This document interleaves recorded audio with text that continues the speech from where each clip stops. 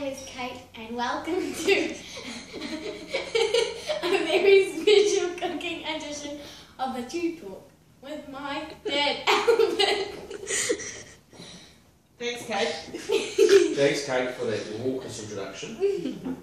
We're looking forward to a yummy meal prepared by Albert. We had a gorgeous meal last night with the Coltmans and the McIntyres. We It did. was a lot of fun. A lot of fun. So there's a bit of a standard set, and I'm we gonna- hope you can live up to that. Well, I'm going to back up tonight for pasta, and I'll talk you through it.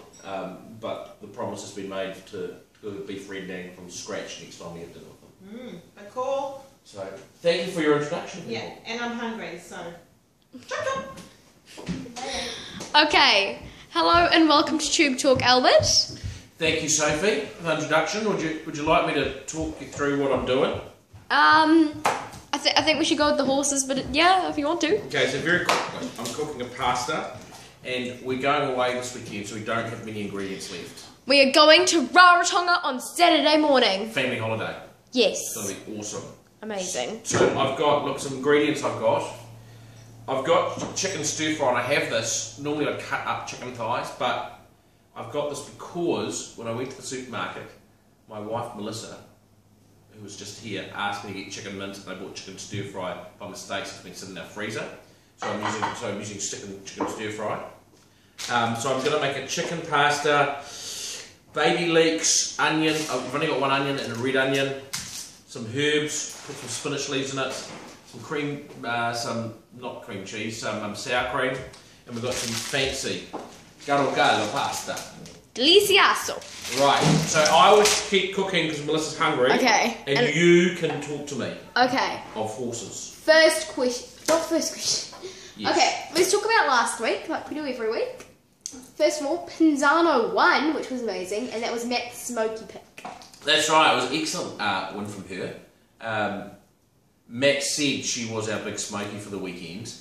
And look, it actually wasn't a huge surprise. I know she paid $23, but all she needed was a good draw and a better track, and she got those two things, and she won well. So, yeah, so that was exciting. It was great to see her back in form because we know she's got ability. So, we're hoping she can now go on with it. So that was a great way to kick off the weekend. Yeah, and then we had No Return, which wasn't so lucky, who was running in Australia. Very, very unlucky on Saturday. No Return. Fresh up over 1400. He missed the start by 3 lengths. The race was delayed, and that may have caused his issues. He missed the start by 3 lengths. Got back, improved, started to charge in the straight, looked like the winner, and another horse barreled into him. And he ran 4th, beating 1.8 lengths. So it was a good effort, and I think he's a stayer in over 1400 metres. So I think next up over a mile, it'll be incredibly hard to beat. Mm-hmm. And then we also had At Newcastle on the 8th of August. There we go, 8th of August, Newcastle. And then next we had Scene of the Crime, who ran 7th in Singapore. Yeah, so Scene of the Crime was our pick of the weekend. Things didn't quite go his way. He went so well, fresh up over 1,000 metres, that we put him over 1,200. But he is a naturally more of a long distance horse. So going to 1,200 metres, the tempo didn't quite suit him. From his wide draw, he was never quite comfortable and relaxed. He went okay, but he's much better than that. He's a very green horse, and he needs more racing. He just hasn't quite clicked on to what he's got to do in a race yet. It was only his second start. So, but we're very confident he's a very good horse. So just stick with him. He will only get better. As he needs more racing. Yeah. As does No Return. Yeah. And our season finished on Wednesday when Pinzano ran 3rd. Yeah, no, Pinzano didn't run 3rd. Pinzano won last weekend. So I think what you mean to say is that it finished on Wednesday for us when Zanotti ran 3rd. I've got Pinzano in my notes here. Yeah, we didn't back her up on Wednesday. So Zanotti ran 3rd. It was an excellent effort. She was wide the whole way from her barrier draw. Couldn't get on the track. Looked the winner on the home turn, and then she hit a wet patch halfway up the straight. A big muddy patch. And what I'm going to do here, I don't believe in crushing garlic anymore. I believe in slicing it thinly. So she hit a wet patch halfway up the straight, and that really cost her momentum.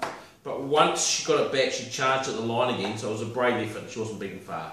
And she will run at Tauranga on the 8th of August, and she is a win waiting to happen. I was just going to say, don't scratch your nose while you're having a knife. While you're holding a knife, people. Very dangerous. Good advice. Excellent advice. And our new season starts this weekend while we're away with 3 runners at the Premier meeting in Christchurch. That's right. So the new season starts on Saturday, the 1st of August, and we're very, very fortunate that we have the favourite in the first feature race of the season, the Group 3 Winter Cup. Should we talk about that first? Yes, we should. So North and South. So North and South is an outstanding winter horse. 8 wins from 22 starts. Now the track is probably going to be in the slow range, slow 8, I'll tell you on Saturday. And a lot of people think she needs it heavy, but she doesn't. She won on a dead 4 on Boxing Day and beat Nina Rock, who was a group horse in Sydney, earlier in her career.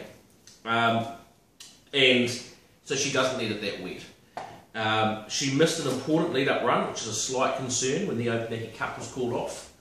Now these are not spring onions, these are baby leeks, so they've got great flavour.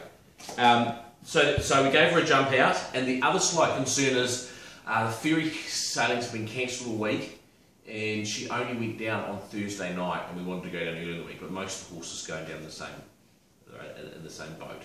So look, I think she's an excellent chance.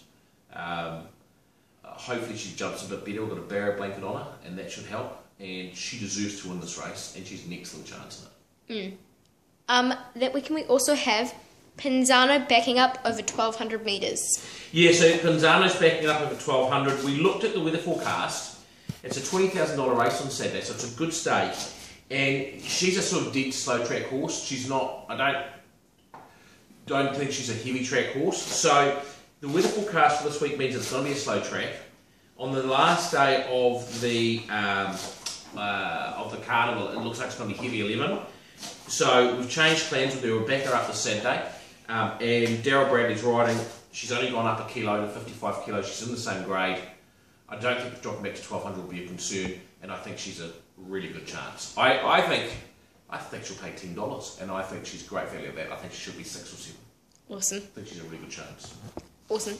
And finally, the last of our 3 runners in Christchurch is Typer Tiger in the 75 1,800 metres. So Typer Tiger, I think he is. Look, I think we've got 3 really good chances on the weekend, but I think Typer Tiger might be the best of them. He was super last start over 1,400, coming from last. His work has gone up another notch since he's been in Christchurch. His work this week was excellent. He feels amazing. He stepped up to a better distance of 1,800 metres. Drawn barrier 11, he handles any track conditions. I think he's an excellent chance. I think he's well weighted. I think he's a really good chance. I mean, we've got 3 definite winning chances, and it's hard to split them. But he's a super chance in the last race. Mm-hmm. And with that being possibly the shortest shoe talk we've ever had. Is it? How many minutes are we up to? We're only up to 8:30. Oh gosh. That is probably the shortest shoe talk we've ever had. But we'll extend it out by another minute because we've got a couple of other things to say. So, first, shall I say them? If you want to. I want to say, first of all, Sophie's had a haircut. And it's gone from being down here to a bob. It looks amazing, and I think she should come on quickly and show people, because no one really knows what you look like. So quickly come and then go behind the camera, because I've got some important racing things there. So here's Sophie, our Tube Talk presenter, and look at her bob haircut. It was down to here, and now it's there, and she's 12, and I think she'll be 17 now, which freaks me out like a rubber burger. It looks good. Alright, get back to the other side of the camera. Looks weird. So, there'll be no... the big thing... That I donated my hair. So Sophie's donated her hair to Pantene. Pantene. And Tell us about Pantene. You cut off your ponytail for them. It has to be at least 20 centimetres long, and then they take it with a whole lot of other ponytails and they make it into wigs for people who've lost their hair from cancer. That's fantastic. It is. That's great. It's a lovely thing to do, Soph. And your hair's beautiful, so I love it. So I'm cutting the onions now. I'm dicing them. I go across the grain and then through it. So no Tube Talk for the next 2 weeks because we're away. There will be the weekly report, and all the horses will be updated by Matt, the wonderful Matt from Waimate. But there will be no Tube Talk until I return in the week starting the 14th. So I'm sorry about that, and I promise in our next tube talk that I won't cook unless you want me to. Or you want me to. If you want me to do something else while I'm tube talking, let me know. So, Okay. have a great holiday, Sophie. Have a great holiday, Dad. We're both going. And best of luck with all your runners. Yep. And we'll talk soon. On Tube Talk.